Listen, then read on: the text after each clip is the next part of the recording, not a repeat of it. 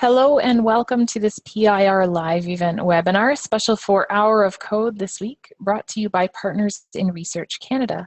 My name is Stacey Joyce and I will be your host.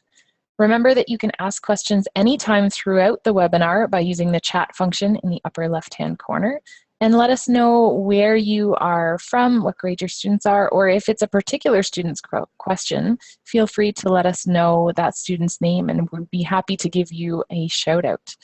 Also, if you feel like sharing, if you're on Twitter, we would love to see pictures of your classroom engaged. You can share and either mention us at Partners in Res, or use one of the hashtags going around this week for Computer Science Education Week or Hour of Code. So there's hashtag Hour of Code. There is hashtag CS for all. And if you're in Ontario, there is hashtag Ontario Codes. So I don't want to speak at you for too much longer. I want to introduce our guest. Today we are speaking with Rob Haaf from the Interactive Media Design and Production and Interactive Media Specialist programs at the at the Center for Digital and Performance Arts at Fanshawe College. He is both a professor and an applied researcher. So welcome so much. I'll let you take it away.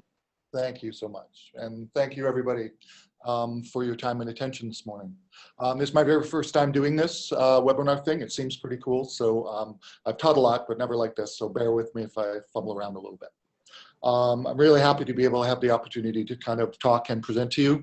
A little bit in terms of what I want to do in a short period of time is I want to talk a little bit about sort of why overall, in general sense, why coding is an important thing, why we feel it's a very important emphasis within our programs, and also more specifically to this presentation, we use a game engine, specifically Unity 3D, to do a lot of our coding teaching, especially at early levels where we're trying to teach coding concepts. And we're not a gaming program. We're often not aiming to make games, although our students absolutely do make games as part of some of the stuff they do. But what they learn working with an engine like Unity, the concepts that you learn in coding the logic and the behavior and the functionality of a game will apply to all kinds of different career paths, job opportunities, and opportunities in digital media later on. So we use this quite a bit. We find that it's very useful. So I want to be able to introduce, because I know there's going to be some of you out there that just didn't realize that it existed before, because I've seen that happen. And then they go, oh my God, I can go and get this and I can use it and I can just start working with it right away. And the answer, and I'll talk more about that at the end and show you links and stuff. The answer right now is yes, you can. You can go and get it and do everything and more for learning what it is that we're going to look at. Now, I'm not going to be writing, there's a lot of code that I'm going to be showing you. I don't want you to worry too much about the complexity of the code in the examples. I'm going to be talking about the concepts behind the code and not the syntax and so on. So it might be a little bit different because we're not going to be going through and using like flowcharts and stuff to build. I want to show you what it actually looks like, but I want to talk to you about why learning how to code is important, and why learning how to code by building games is not only hella cool, it's really fun, but it also gives you skills that apply in lots of different places. So this is something that we do. I'm just going to share my screen for a bit and go here. Make sure that I talk about everything. So in general, and this is stuff you probably hear from every presenter, I teach code. I've been teaching code this is my 18th year of teaching web development, and I teach on the code side. We have other people that teach on the design and graphics side. Right now, and where we're at right now in 2016, is probably the best this industry has ever been. There's lots of opportunities out there for people that have code literacy and have some technical skills and have some expertise. And it really is about having that expertise and having the concepts and skills under your belt. It's not really about specific languages. It's not really about learning I certainly have opinions about what languages people should learn, but even beyond that, It's more so just being able to learn the principles and best practices, because that applies from language to language to language, and it opens up the doors for a lot of different possibilities later on for careers.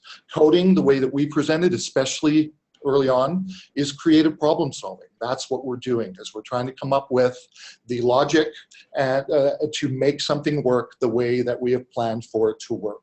Learning to plan, design, and problem solve everything from websites to games to software applications.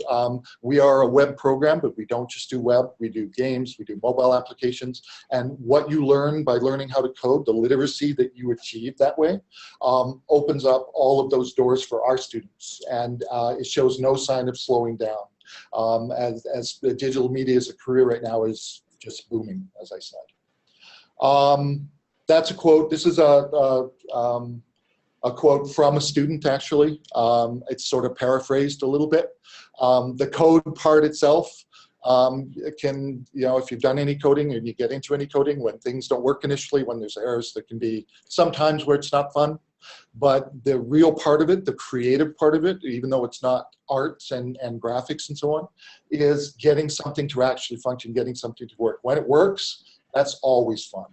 And learning and developing a skill set that allows you to work within a team of people who can, it takes a village to build anything, but being able to work with graphic designers and motion designers and artists to work in a group with very creative people, that is always insanely fun.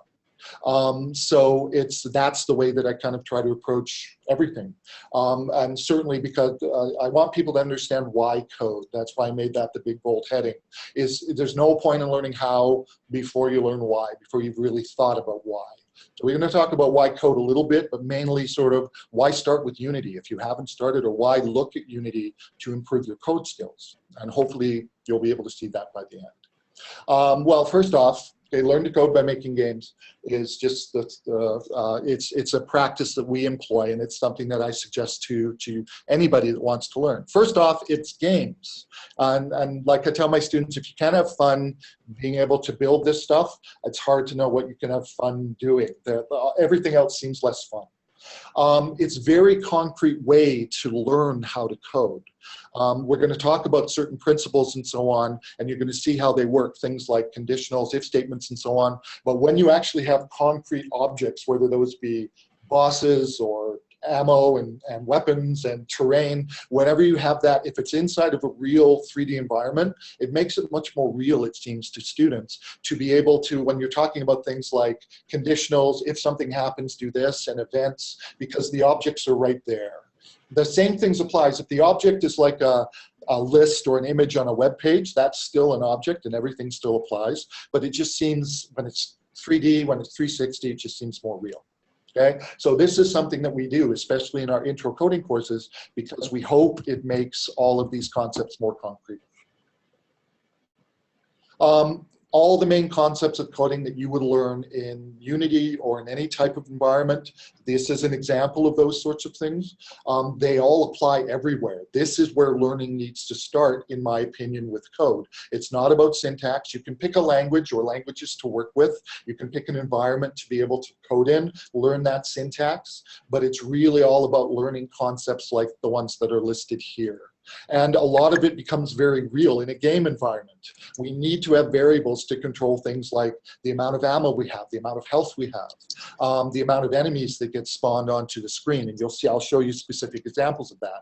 We need to have objects in our environment that we can use code to change their properties, give them physics so they fall and tumble, and you're going to see that as well. We need conditional statements and loops, and everything is kind of triggered by events, people clicking, people things colliding together, all that sort of stuff. That's all the logic that we're going to be talking about. Those are all the things that, whether you're coding for the web, whether you're spending all your time building games or doing something completely differently, these are the things that you have to learn and consider all the time when you're building things. Remember, it's about problem solving. It's not about syntax.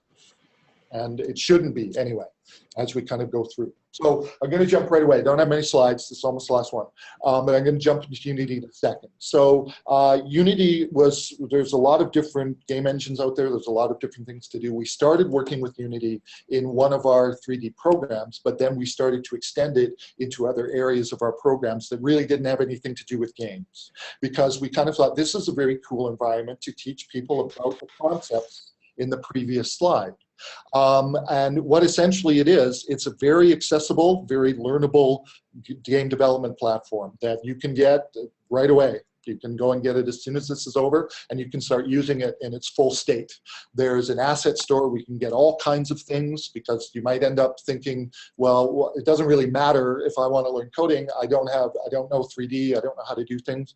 There's places where you can go and get all kinds of cool stuff. So that's where I'm going to kind of leave off. So we like it for that reason. It's very accessible for students, but also it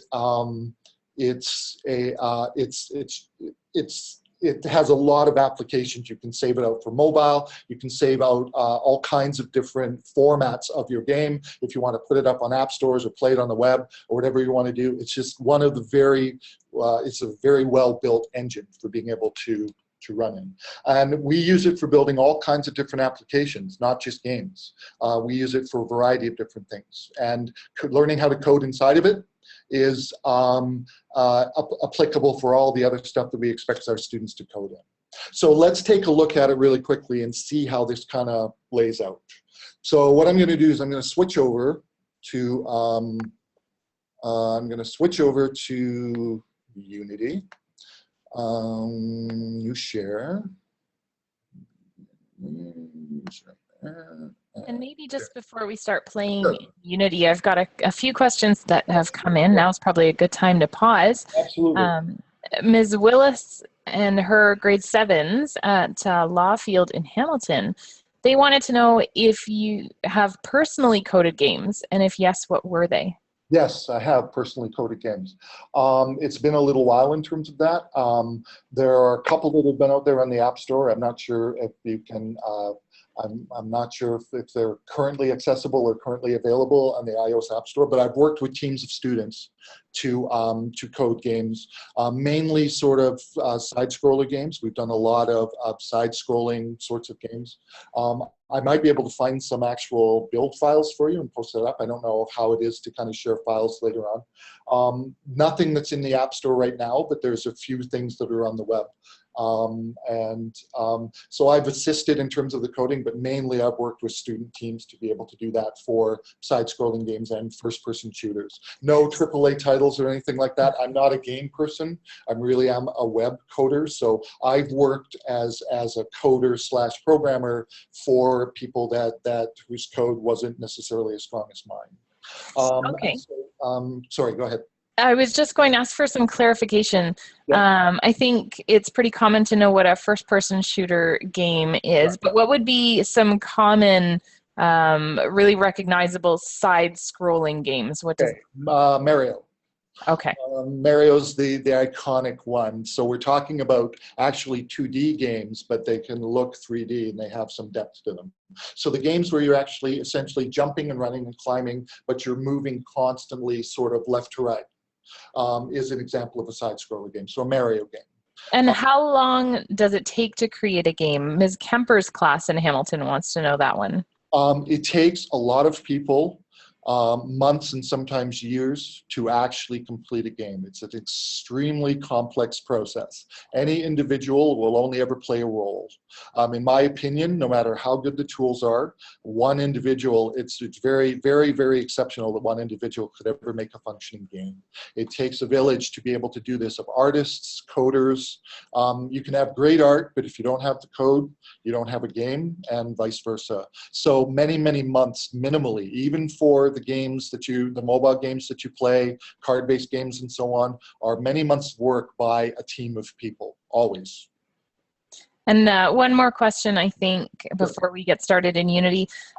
Ms. Wilcox class in Waterdown would like to know, what do you use to code? So I think they're referring to the hardware that you use, because we're going to show the Unity software. Yeah.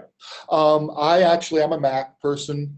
I use tools on the Mac to do coding. It doesn't matter, by the way, if you're a Mac or a PC person. We're agnostic when it comes to that. But on a Mac, you're going to see Unity has its own coding program that comes along with it that you get when you get Unity. You just get it for free. I use other tools like Sublime Text is a big one that we use for our web coding. I do have it open here. I don't think I need to use it for today though, but so a lot of sort of fancy text editors is what we use. Sublime Text is the big one, and MonoDevelop is the one for Unity. That's where we write all of our code. Awesome. Well, I think we should pause in our questions now to actually see what this looks like and have a look at Unity 3D. Okay. Is it sharing? It is indeed. Okay. So really quick, there's a lot here in a very short period of time. What I want to do is I want to motivate all of you, if I can, to go and grab this software, download it, and start playing around with it. There's tons of tutorials out there. There's many, many ways that you can follow up on this if it interests you at all. As a game person, but even if you're not a game person, as somebody that really wants to kind of build their code skills, if this interests you, go get it. So there's lots of things I'm not going to talk about, but the general idea, the general layout here is very much more so like a 3D program. If you've ever worked in 3D Studio Max or something like that to make 3D models. But the purpose of Unity is to bring everything together. It's a workbench. It's a full 360-degree environment and it's a live 3D environment. And it allows you to bring in 2D art, 3D models and assets, animations, audio, and then code to be able to kind of tie everything together to make interactive experiences. That's what it really is. It is a game engine, and people think, oh, Unity's a game engine, but we use it to make educational software. We use it for a lot of different things because it's a very cool tool for building rich media kinds of applications. Every application you build, whether it's Unity or not, it needs code. Code is the glue that makes everything interactive and makes everything function. So what we have here is we see windows. There's a couple of the windows that are on the left are just different views of our 3D environment, and we'll go in and play that in a minute. But you can see some models, some trees, some buildings, and so on down here. So that's a view of our 3D environment that we build. So these are all imported from somewhere else. Somebody else did the tree. We downloaded it from the asset store. We put a bunch of trees in. You can build things in here. You can just import in entire villages and buildings and characters and so on. So we just imported a bunch of stuff in and arranged it in a 3D environment. And you can see if I actually come here and click, hopefully. Nope. In the top part, if I zoom out, you can see in the top window, it should be moving. You can see that I can zoom out and see the entire world, and it can be an entire world. And we're building in to scale a very small part of it. So what I'm seeing here is sort of the layout that I've done for this particular level. Over sort of in the middle where it says hierarchy here, this shows me just a list of all the things that are in my scene right now. So there's lights and cameras, which is part of a 3D thing. There's all kinds of different objects. There's torch objects that you can see. Then there's all of the building object, there's trees and so on. So that just shows us the list of the things we're using right now. Then in the project window, the next one over to the right, that's where I see that I have different scenes. So this is my what's called the integrated scene. I have a car race scene that we're going to use in a sec that I can load up. So I can go from scene to scene to scene. And I can build, because that's the way, think of levels. Those of you that are gamers, each one of these scenes are levels that you build. And when you finish one level, you automatically move on to another one. So that's the way that kind of Unity is organized. And then there's other panels over to the right, which we'll play around with and we'll tweak a little bit. But really what this is, it's to build an environment, bring in all kinds of different content, and then use scripts to make it interactive. And I'll talk more about the scripts in a minute. But if we take a look at this, you'll just to see it really quickly. So if I go up here and I click the play button, this will actually play this level for me in terms of how it's built. So now I'm in the environment. You can see that now the torches are lit. So Unity has particle systems that give you smoke and flame and so on. You just add those in, they're already there. You can tweak all kinds of different properties and features about the different particles that you do. You can see my environment has what's called a skybox. So I've got a sky with the moon, I've got water, I've got an environment. I also have this red box that's assaulting me right now. Generally speaking, always carry a rocket launcher. That's the way to actually make that work. That's our advice for today, right? Yes. Always carry a rocket launcher. When you're on a strange island in the dark, to avoid being attacked by red boxes, always carry a rocket launcher. That's your takeaway for today. You can also see that I can move around because Unity makes it very trivial to put in what are called character controllers. So you can, this is a first-person character controller. You don't see me, but this is the perspective that you would see in a first-person game. Most people are familiar with that. But I'm just controlling the camera. The only thing that I'm doing here is I position the camera basically at the top of my head so it carries around with me. If I want this to be a side scroller, I position the camera out far and just kind of have it move back and forth, and I've got a side scroller. So it's just where the camera is in respect to the character makes a different type of game. If I want a third-person game, I just put the camera over the shoulder, and I would see my character running around in the environment. There's animations, there's all kinds of things that you can set up, but you can sort of see that. You can sort of see what this environment is. This is a very simple thing. Once you know Unity, you don't have to know code. You don't really have to know anything to set up environments like this. I actually, over the summer, taught some middle and high school students. We have a code camp that featured Unity this past summer, and I was blown away. Like, I can build a simple thing, but I'm no artist, I'm no designer. I was blown away with what some of those kids built, like really, really complex environments with all kinds of different things inside of it. So being able to go in and just build stuff and be able to map out 3D environments and light it and so on is awesome. Now, what skills did those students need to have in order to do that? We talked about how they didn't have to know the programming language to be successful, but we've also talked about this as a problem-solving or critical thinking skills thing with coding. So maybe you could comment on that. You can get around because, as I'm going to show you, Unity, one of the reasons we use Unity is for the asset store. The asset store, for those of you, I think for most of you, you'll relate to the fact if I say it's like Steam. Okay, you're going to see that. So you can go and get, if you can't make 3D models and characters and stuff that look really nice, you can go and often very cheaply or even free, you can get all the models and all of the art and the assets, the torches and everything that you would possibly need for whatever it is you want to build. You can go and get all of that built by professionals very, very, very cheaply, and then it's all ready to go and optimize for Unity. So you don't have to know about how to make those models to be able to use them. You really just have to learn how to import them, which is trivial. You don't have to learn how to code to build an environment. You basically sculpt the environment, you import things in, and so the students that did that and made these amazing levels over the summer that didn't have any coding. They weren't like you guys. They weren't there for an hour of code. Some of them had a little bit of, looked at a little bit of coding in a very different context, but none of that part requires code. You can get into Unity and do all of that part without even really knowing anything about Unity's coding environment. And just a question here from Toronto. They're asking if you need a license for this program. You only need a license if you're going to commercially, if you finish a game and you want to sell it, you need to be able to have a licensed copy of Unity to export it out. You can download a copy of Unity with all of its functionality in it though, except for certain exporting things, totally for free. So you can play entirely for free. You can build an entire game before you have to pay them a dime. You can build 100 games. When you go to put the first one out and monetize it, put it on an app store or put it out at various services, then licensing becomes an issue. But basically what they want you to do is have a licensed copy. They don't take your money or anything typically. They just want to make sure that you have a legit copy of Unity, not a free version, a purchase version.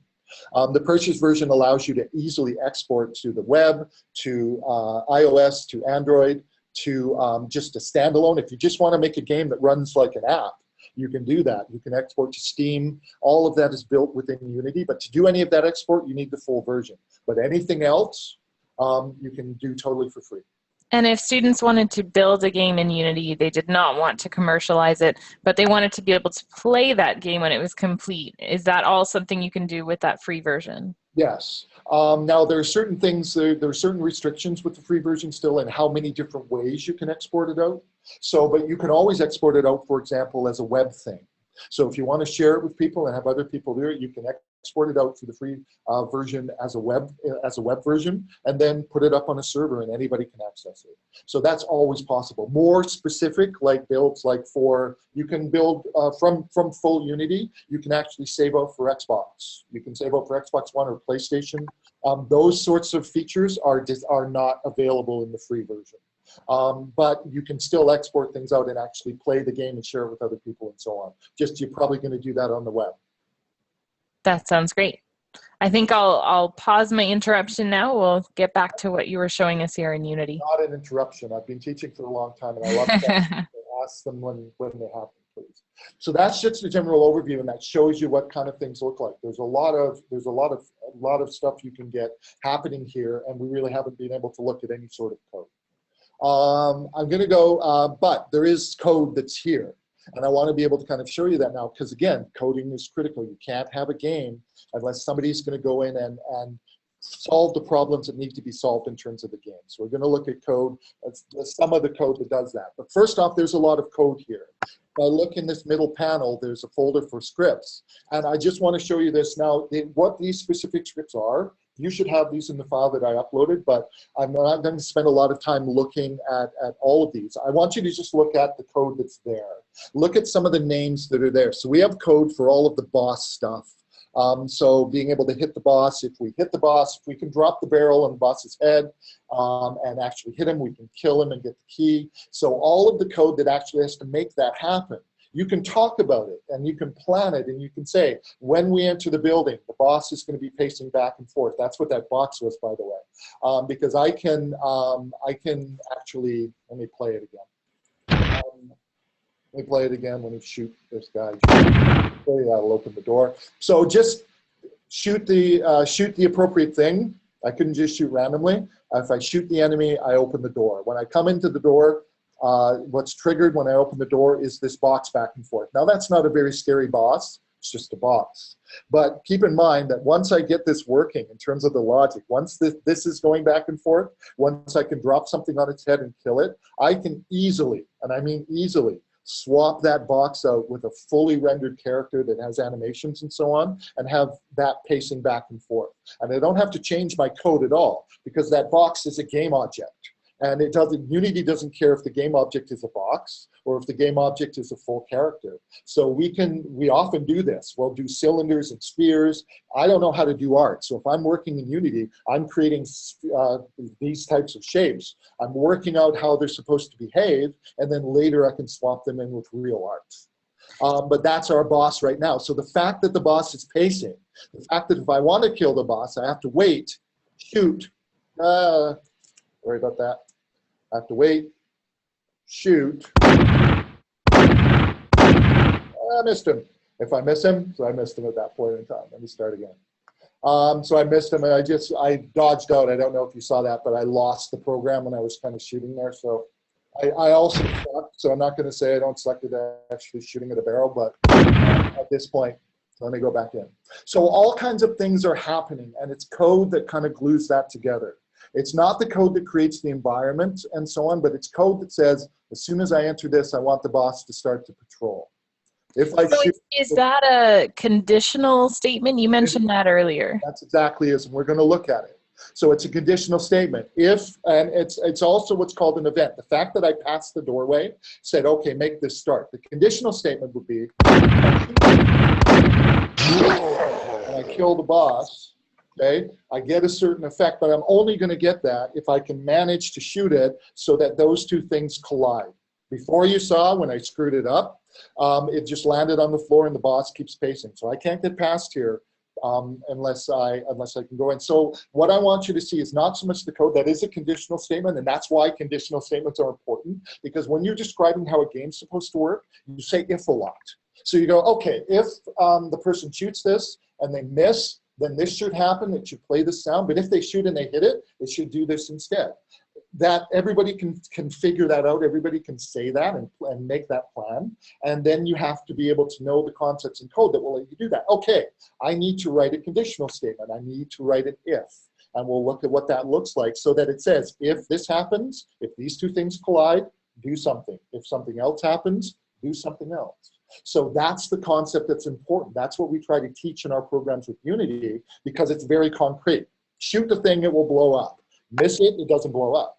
You can't get much more concrete than that. So there's a lot of code here for handling all of that. So that's some of the boss stuff that we actually have here in terms of that. So let me actually look at that really quickly. So what I'm going to do, I'm going to open up one of these scripts, the boss head, because I've just been talking about that. So what I do in Unity is if I just double click this, I go to another program, which actually I don't think I've got to share. So it opens up another program. So I think I got to do a new share, and I'll go to MonoDevelop and share the screen. So that program is called MonoDevelop? Yes, it's part of Unity. When you download Unity, you get it. You don't have to use it, but it's built right into Unity. So it's a decent code editor. Now there's a lot of code here, but I don't want you to think about the syntax. Most students, when they're starting out, think about the specifics too much. Just really think about the general idea, what's going on here, and why code is important. So this is the conditional that we were just talking about. If this is the script that's on the boss, so that boss, the box, has this script on it. So what we're saying here is if there's a collision with an object, and that object happens to be named Bullet, which it's really a rocket, but whatever, we just made up a name. But so if that's the case, then I want you to destroy, it's right there, it says destroy the object, destroy the boss itself. It also destroys the bullet as well, and play a particular sound. So the boss laugh is the one that we actually play when we shoot it. You just saw that happen. So this is the code that made that happen specifically, okay? And it is a condition. This is the first condition to be able to kind of say, okay, or actually I'm in the wrong one. I'm looking at this one. Sorry, my mistake.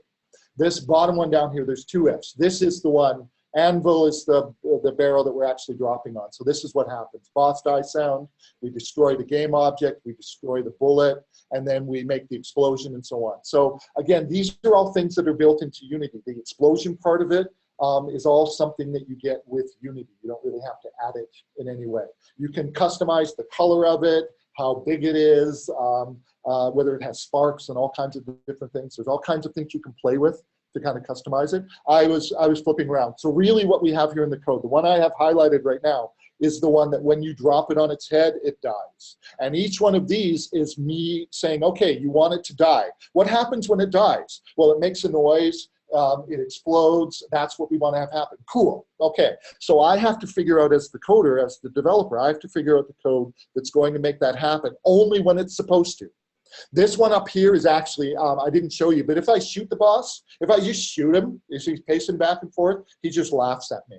And it's just kind of, you can't kill me with your rocket launcher. The only way you can kill me is by dropping a big thing on my head. Okay, so again, this example is actually a class example. It was made by a student.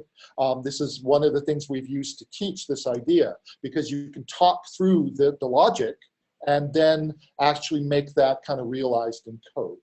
So this is the code for that uses a conditional statement for that. Let me show you another one really quickly. So what I need to be able to do is I need to go new share. I'm going to go back to Unity, and we're going to look at another simpler environment. So I've got another level here that I've called variables, because variables is another concept that students have to learn really quickly. Because variables are essentially just boxes, containers where we hold values. But for a game, that's very important to know how many bullets you have, to know how much health you have. Those values have to be stored somewhere. I've got 80% health, I've got 50 ammo. Those are all values that the game has to store and track, and that's what variables are for. And variables are glue, essential glue. Without them, we don't have games, we don't have mobile apps, we don't have websites, we don't have any of that. If I go to the variable level, you'll notice that it's set up, and this is your example, it's extremely different. So it's set up with a truck, car, just within an environment that's there. You'll notice that, it might be hard to see, but there's a timer here. If I let the timer run out, it says thumbs up, I screw it up. I can drive. There's a goal that you can see up the front, just the white one here. So if I drive, and if I'm fast enough to get through the goal, result. So again, we're talking about events and conditional statements. if the timer runs out. So again, how do you want this to work? Well, if the timer runs out and they haven't finished their lap, then they lose. But otherwise, else, they get the win sound and so on. So the conditionals play a role. So do the variables. I can determine whether this game is fun or playable or not just by identifying what the variables are that we will do. So this variable, for example, where are we go? Close this one. There's some student scripts in the file that you have, and there's one that's called race vars. So if I open up race vars, I've got to do new share, and I'll go back to mono develop. I've just got a couple of things in here, but this is what's controlling the essential things for that level. There's more code to make it drive and so on. There's a lot more code that we're not going to look at, but here's the code that actually that's key. If we've done it wrong, if we've made the speed too slow, so let me change that to 5 and I'll save it. If we've made the speed too slow, oops, I have to keep remembering that it's Unity. So that's sharing now. So let me see if I've changed anything. I should have saved that. Let me see if I've actually changed anything. So when I drive, okay, I can't drive too fast. I'm not likely going to make it, okay, because that variable right now is set to the point where I can't win, okay? If I set the timer variable to too short, I'm not going to be able to win either. So I can screw people over in my level a couple of different ways. I can either make it impossible to go fast enough or not give them enough time. But all of that stuff is controlled by variables. To understand how to make that happen in a game, you have to understand what variables do. And if you understand what variables do in a game, you understand what they do everywhere. So I can make this workable, or I can make it not workable, depending on what I set for those particular values. So all of that becomes super important. Let me just do my, there we go. Results here. And just while you're doing that, I'll pause here to let our teachers know that in the chat function of Zoom, I have shared the link for downloading Unity 3D at no cost, and also a link to the file that Rob is using right now. He's made that available on Google Drive for you. It's a very large file, but if you wish to download that and play around with what you've seen today, you have the ability to do that, or to download Unity 3D in the classroom, or students can do that on their own as well, to play around and build their own environment. And you don't need my file. It's a big file. It has the stuff in it that you've seen. By all means, use it. But the resources that are available within Unity make it awesome. So right. You go and get professional levels, not stuff that we kind of cobble together. Professional content and stuff. That's what we do all the time, because like I say, I'm not an artist. But I can still make a game because I know that I can get art. And I can get stuff that I use. It's certainly enough to be able to learn how all of this works. So it's a great environment for that, because you don't have to have a big group of people with all kinds of different skills. You can work independently in Unity and work on the code. So again, that understanding variables, understand that if I change this, I can make it trivial and no fun. If I make it too fast, then it's easy to win. So balance is important. If you're going to balance whether a game is playable or not, it has to be just the right amount of time and just the right speed to make it difficult. So you have to play around with that. Variables allow you to do that. 5 was no good. Maybe 15 would be better. So I'd play around with that and see what would ultimately be better in the final game. But that's all controlled through the glue of the code here. And that's what we work with. We also have a question here, just to clarify, from Mr. Graham's class in Walkerton.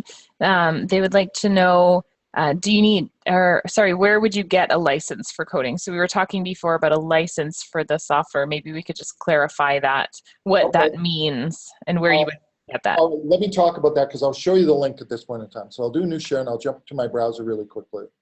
Hopefully I will really quickly, right there. There we are. And it's this one. Okay.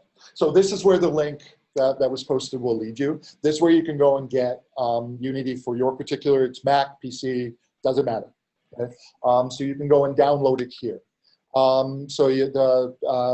if you get it here, that you can also, once you have the free version, they make it very easy for you to be able to upgrade. So that's what you need to do to be able to license your games, is you need to purchase the entire package. Now, like a lot of software, if you download the free thing, they give you the option of, if you're ready to buy it, you don't have to download anything else. You can just go and register and activate your copy of Unity. Once you have a purchased full copy of Unity, you're able to save out commercial games and publish commercial games.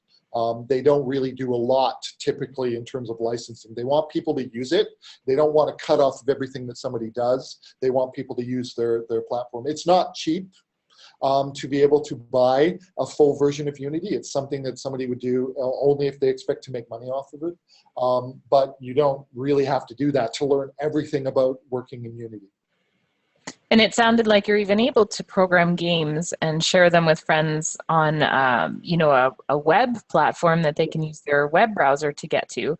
It's only if you want to sell your game in an app store that you really need that software license. That's exactly the case. Right. Yep. So this is where, once you've got the free version, you can upgrade by paying for it, essentially. And that's really all that you actually need to worry about. Now, the other thing, since we're kind of talking about it, and I'm cognizant of time, and I want to make sure I talk about this. If I go back to Unity, one of the many cool things, as I said before, is the asset store, and I want to make sure you see that. So I'm going to go back here with these simple levels. If I want better art, if I want to have a base of code to start with for like a first-person shooter or a space game or whatever, Unity has a very unique environment, unique to game engines that I've seen anyway. And what I can do is I can go, are we sharing Unity right now? Just yes. Okay. I can go to the window menu and I can bring up what's called the asset store. And it will load up in this particular window. So right inside of Unity, I can access their store online, assuming I'm online. There it is. Okay, so you can see now that it's very much like Steam, but what's on sale here is not complete games, but it's set up for games like, well, in some cases, it's everything you need to build a game. But it's not a built game. You don't just download and play it, but it has all of the art, sometimes all of the code. There's just art packages. There's just code packages. There's all kinds of different things you can do. So you want to get heavily into fantasy weapon stuff. Here's a free package of fantasy weapons. I have no idea what that looks like, but here you go. Okay, so for no money, download it, and it will basically just be installed into Windows like a library, and then you can just bring it into your projects and use it. Okay. That's great. So there are lots of options here then for students to play around without actually spending any money whatsoever. Yes. And the stuff, there's lots of stuff that does cost, but there's lots of stuff that's free as well. And starting with the free stuff, you can always get enough to keep you busy for a long time. And $20, $30 will get you assets that will keep you busy for months and months and months. You can get entire villages, medieval villages, or science fiction cities, all the buildings, you can get entire packages of assets and just use them in whatever way you want. Textures and everything that you would need. You can go the other way too and actually get packages that are just code. So artists can use Unity if they're really into 3D art, but they're not coders. The other thing applies. They can download coding packages that will build functionality in for them. As long as they don't want to do anything custom, they can build stuff to at least get it working, so then they can focus on the art. So Unity is a very open platform for being able to learn how to do stuff. We learn it not just to make games. We use it not just to make games. We use it to learn code. And that's really the whole purpose of me showing it to you today, is that use it to learn code. Because there's lots of opportunity. The other things about Unity is that this is all very cool, but at the same time, there's lots of support. If you go to YouTube, there's tons of channels out there that go through, build an entire Mario clone from scratch in Unity. If you want to do a first-person shooter, there's tons of information out there and tutorials to kind of get you started. That sounds wonderful. I do need to cut us off a little bit of talking about Unity. I promised our audience I would get to some of those broader questions at the end, and we're already 1 minute over time, so I want to make sure we tackle those questions. We had a question about how does coding help in our daily lives? Why is it good for kids to learn, and is it hard? So I guess not so much the careers that are obviously related to coding. If you want to create a game to sell on the App Store someday, obviously you need to learn to code. But what about more broad applications? Okay. Next to, and you've heard this a lot, so I'm not saying anything new, but next to actual literacy, code literacy is sort of what I can think of as the most critical skill. Our students don't just go out and be web developers or programmers. Our students are motion artists, our students are video artists, and technical prowess, technical ability opens the doors for a variety of different careers for our students. And I've seen it now for years and years and years. I know where they go, I know what they do. So being able, even if you're not coding, and some of them don't actually code on a day-by-day basis, they're able to work within a team where there are coders, and they're able to, it just helps overall with your ability to work in a technical company. What I really tell students, what I think is the most practical thing, is it is the best thing ever to find a way to get paid to create stuff. This is a creative activity. Coding is a creative activity. You have to be a creative person of a certain type to be able to do it. It is not hard. I've been doing it for 18 years, and I've been teaching nothing but code to essentially thousands of people now. Everybody can learn this. Everybody can learn this. Everybody takes different amounts of time to get to different spots and different points, but this is a learnable skill. This is not beyond anybody. It's not something that I believe that it's something that anyone can do. It takes time and investment, but that's all it takes. It doesn't take a particular skill set or a part of your brain or anything that people normally think. You don't have to be gifted in a certain area. I'm self-taught entirely in terms of code, so I know it's possible, and I know lots of people that are.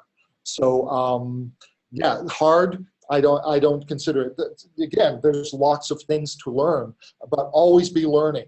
If you're lucky, you have a career where you always have the opportunity to learn. There's always new stuff. You're not getting stuck, and you're getting paid essentially to work with other people and make creative things and do creative stuff. That to me is a career goal, more than money, more than anything. Enjoying what you do, and it's just awesome to be able to get paid for being able to be creative with stuff. And you have to put coding, it's not just art, it's not just graphics and 3D and so on. The creative aspects of making things work it's a critical skill. And really, it floats everywhere. If you want to go work for marketing and advertising firms, knowing something about web technologies and web code is a huge deal. There's almost no sort of career path that web doesn't touch. So, and this is all kind of web. The coding language, by the way, which isn't really relevant, but the coding language I'm using in this is JavaScript, which is huge on the web. Learn JavaScript and you're set for life. That's basically the world that we live in. And I have another question here related to that from Ms. Kemper's class in Hamilton. They would like to know what programs at college or university should they take if they want to code as a career, and is it better to go to college or university for this, or does it depend? It does depend. It is very different.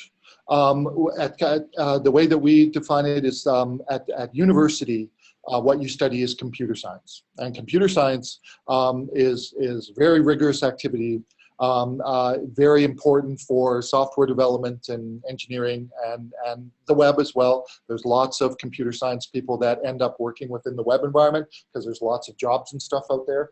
But it is computer science. It really kind of approaches it from a full programming mode. The programs that we teach, which are media programs, not code, we're not programmers. We don't teach programming.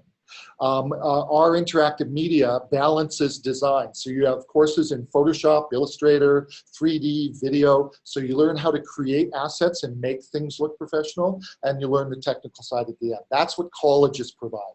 Computer science programs don't really look at the design side of things too much. We do. We balance, we have design plus code essentially. And that's what you'll find sort of more at the college level. And we really kind of look at very practical things. We want people to get jobs.